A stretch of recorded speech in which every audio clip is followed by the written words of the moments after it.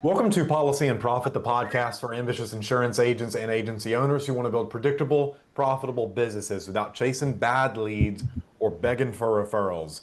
And let me be brutally honest for a second. Most agency owners aren't building a team, they're babysitting one.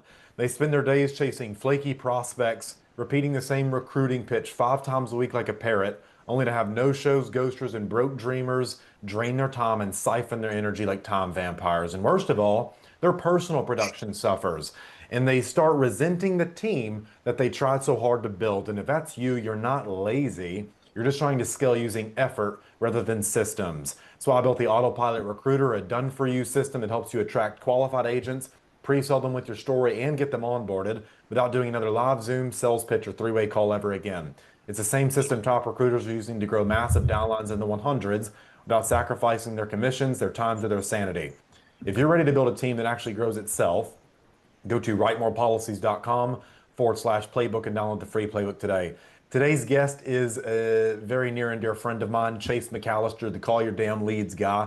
Generates thousands of inbound calls per day and has helped many agencies scale to 7 figures and dominate social media, collecting millions of views per month. So, with that being said, Chase, welcome to the show. Tell me something you believe is the key to succeeding in insurance sales that most agents completely overlook. Yeah, it's really, it comes down to not really marketing. I know it sounds crazy that the marketing guy would say it's not down to marketing. It's the systems that you put in place after, and the sales process. You guys say process, I say process, as I'm Canadian. When you spell it out, it does say process, but it's the back end. It's the predictability in which every single person that comes to you and gets in your pipeline goes through the same exact process. And instead of looking for the new shiny lead, the next awesome marketing, the next awesome lead vendor and the best leads you can buy, focus on a robust system so it doesn't matter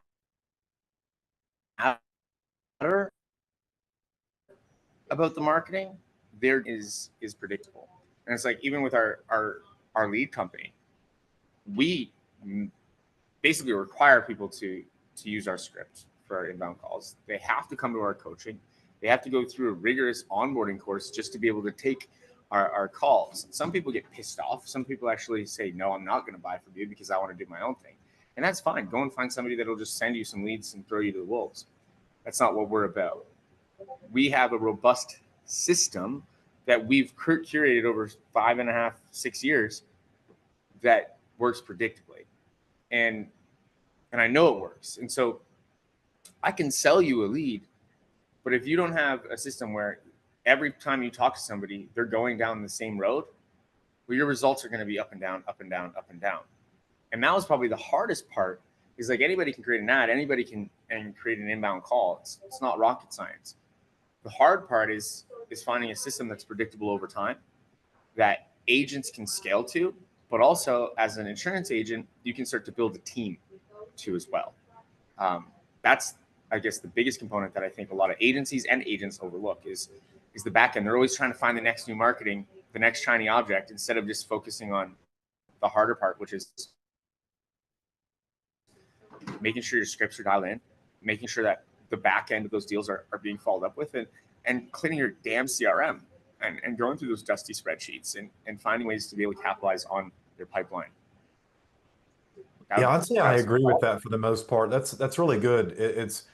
I'm all about, how do I get marketing to correspond and kind of talk to sales? How can I take someone who has no clue who the hell I am, walk them through the awareness bridge and all this stuff that I have to take a customer through? It's like, on average, I know all of my customers spend 8 hours with me on YouTube before they give me over $3,000. And so once I know that, my whole process, in your words, is engineered towards getting consumption to 8 hours to build know, like, and trust. Like, that's my process. I'm rigorous with that. I know that from the bottom of my heart. I know my numbers.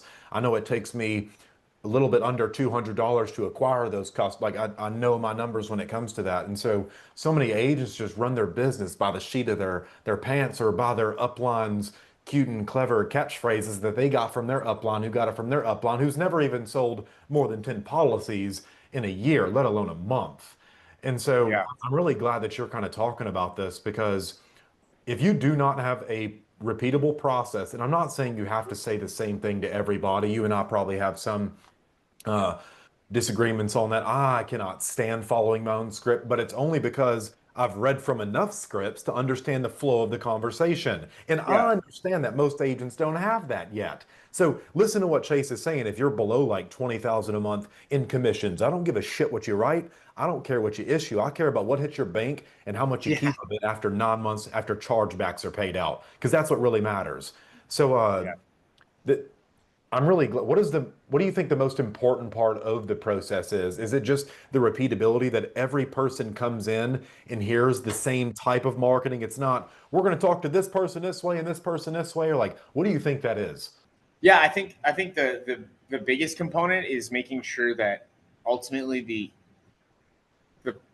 the belief shift is happening on an emotional level, especially in life insurance, and taking your time in the beginning before you're getting to quotes, really in that sales process, like if on a specific to the Yeah. conversation itself, um, and forcing yourself to make sure that those questions are getting asked so that your persistency is up. Important, I would say.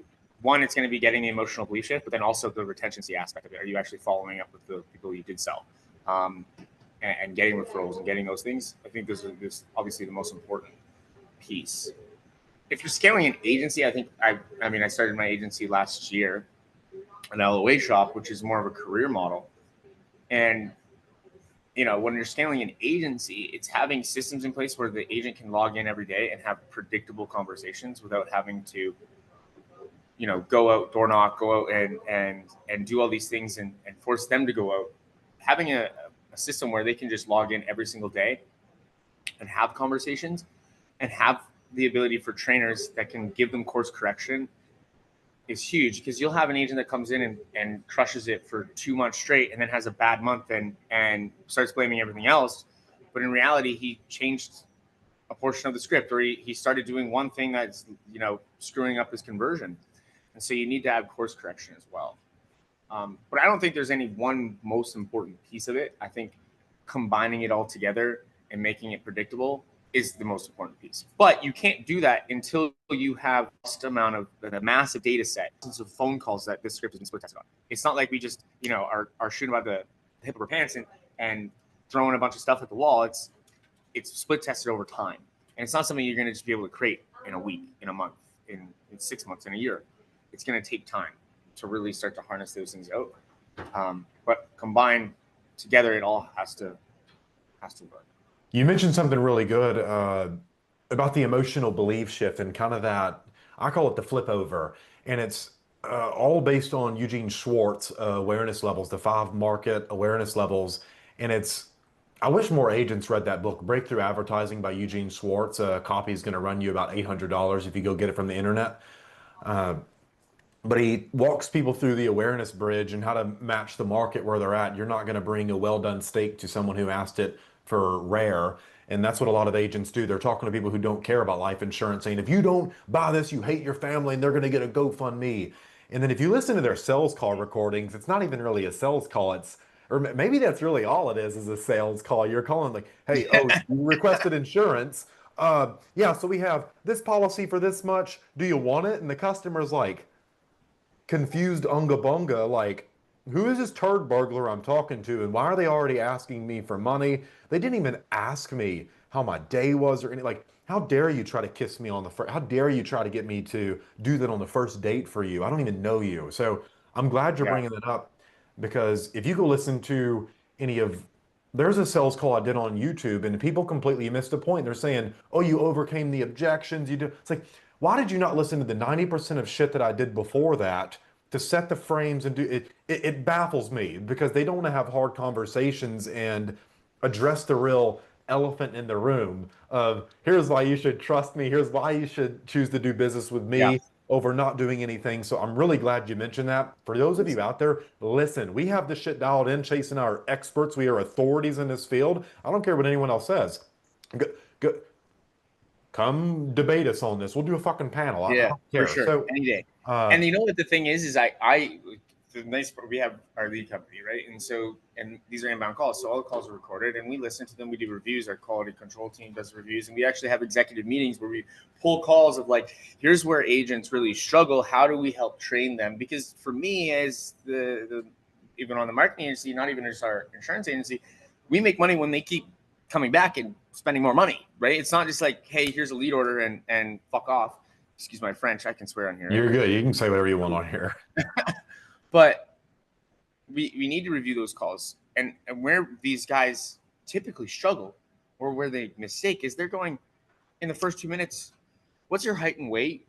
You know, you're going straight into a quote and hopefully not getting an objection. So you're basically saying, okay, I'm going to take as many calls as I possibly can, throw as much Hail Mary to a quote and price point, and then hopefully overcome objections. Where the guys that like even our script, it's basically 15 to 20 minutes before you even get to a quote, and you're just literally talking about whys and needs. And you know, one of the questions I ask in our training calls that we do every day is I'll ask, you know, name 3 things about the prospect that have nothing to do with their health, nothing to do with their finances, nothing to do with the quote that they bring.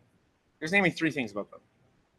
If you can't do that, you're just not spending enough time before you're getting into business. And like, take your time. You know, there's a reason why they're on the call. And everybody has 30 some odd carriers, or if they're captive, they have 1 carrier. But everybody has a quoting tool. Everybody can go, hey, I'm going to shop around for you and blah, blah, blah, blah. Nobody gives a shit about the product. They give a shit about you. And how do you establish yourself as not only an expert, but somebody that truly cares? Is spending enough time in the why, in the emotion of it. Who are you worried about financially when you pass away? Why are you worried about them? Who are they to you? And just like uncovering, it seems simple, but the amount of people that won't ask those questions just get a deeper understanding of why they haven't made it a priority for themselves. What are truly their concerns? What do they sleep? What makes them not sleep at night? What's going to tick the emotion and ultimately make it a priority for them before you're going into pricing, before you're going into quotes? Even if we have a person that comes in on a call that has coverage, one of the most common mistakes that agents will make is they go, okay, well, what are you paying? When did you get it? How much coverage did you get? And what company it is? As soon as that happens, well, then automatically now you're in a pricing game, and it's just a logical, you know, you're just doing a logical belief shift, and it's a logical sale, and you're shopping on price. That policy, even if you get it, is not going to stick. So what we teach is if they say they have coverage, that's awesome. I'm super glad you have coverage.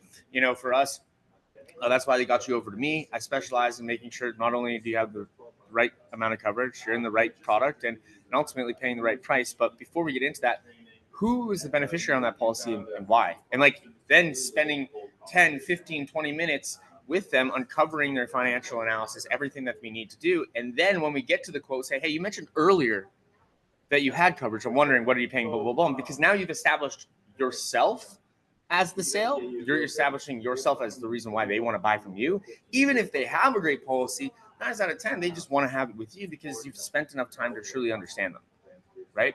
Instead of just being an order taker and a quote taker, really uncover those emotions and show that you give a shit. And we have these 10 telesales commandments in our community. And number 1 is give a shit. And number 10 is redo number 1. And it's a super hard concept, I guess. But like, you get into this business to truly help people. And that's where you should be coming from. Not how quickly can I get to a quote? How quickly can I take many calls and throw some Hail Mary applications? Just take your time. Really take your time. My top guys are top guys that absolutely crush. We have guys that are doing $50,000, $60,000 in a month. If I listen to their calls, they sound the exact same. But the prospect answers are different. Now, there's obviously nuances that they're doing, and they probably don't have to read from a script. They've just now have it so dialed in, just like you. Most of your calls are going to sound 90% alike. You know, you're going to maybe ask questions in a different, you know, at a different time and pivot it over and go over that. But ultimately, it's very predictable, and they sound the exact same. And they're taking 25 to 30 minutes just before they even get to a quote, which is a crazy concept for some people. I'll get on a call with an agent and he says, yeah, I'm like, how much time does it typically take you to write an app? I have one person tell me 15 minutes. I'm closing deals in 15 to 20 minutes. And I specifically did not work with them. We said no. And I'm like, our average deal close is 55 to 60 minutes. If you're closing deals in 15 to 20 minutes, you're going to have a great 3 months, and then you're going to have a really bad 3 months. And then chargebacks are coming, right? I would say that's certainly something to aspire to. Once you get your marketing that dialed into where people already know and love you and they trust you before you're at that point, you've earned the right to have 15-minute sales calls and people still love you after the fact that they're just enamored that Chase Mallister got on the phone with Yeah. them, sold it. Like at that's something to aspire to, but that's so far down the road for most of you. And Don't I even agree, hope for that. with you. And you're going to have, the thing is if you spent, and I would counter that, even if you have that kind of marketing and you spend the time, your persistency is going to be insane. Yeah, if mine dipped below 100, it was because people died and they used the policies. I was like, shit, y'all are fucking my records up over here. So can y'all quit dying, damn it? But the vast majority of agents too, especially in their first 2 years, you need to have that system in place, because everybody has bad days. Everybody has off days. Everybody has days where they just fucking, the client's pissing them off. They're like, this is going to be a sale. And they're just like, maybe this is going to work out. And so they start making buying decisions for them and throw away deals. And so you need to have that framework. You need to have that foundation.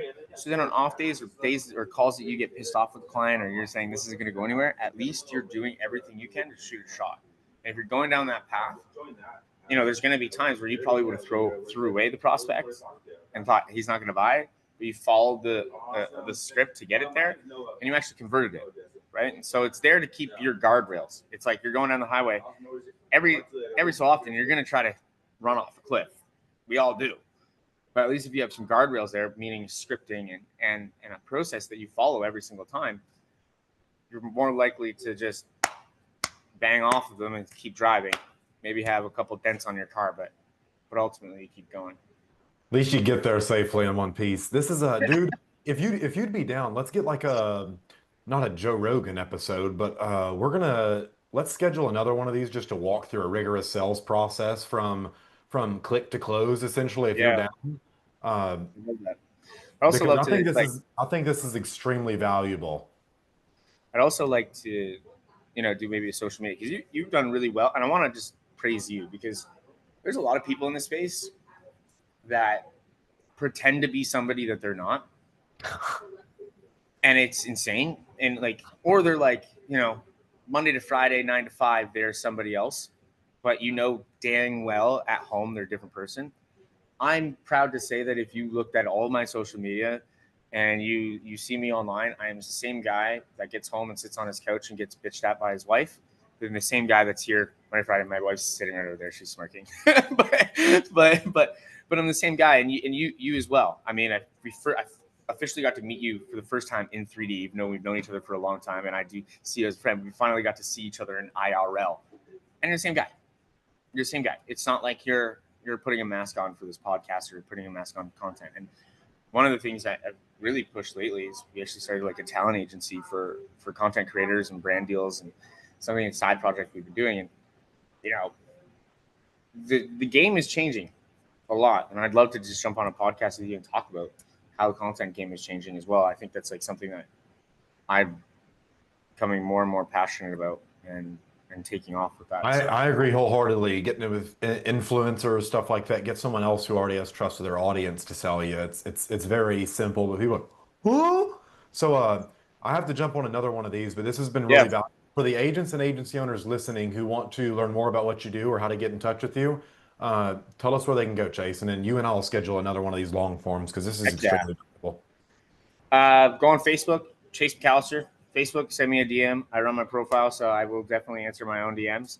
Go from there. I think that's probably the best place to get a hold of me and learn about our programs and what we can help you with. And ultimately, hey, Damon, I appreciate you having me on. Yeah, I'll definitely want to get you back. So go ahead and like rebook another one, and I'll just drag it out for like 2 hours. That way we have enough time. So we're gonna wrap up here. You guys go comment down below. Say thanks to Chase Mallister for sharing his insights on getting complete strangers to go from click to close, from money from their pocket to yours. And for those of you interested in learning more about Unreal or Chase Mallister, I'll put all of his links down below. You can go click on that. Check out his lead program. It's one of the best out there. And One thing. One thing I would like to leave with them with, sorry to cut you off, Mason.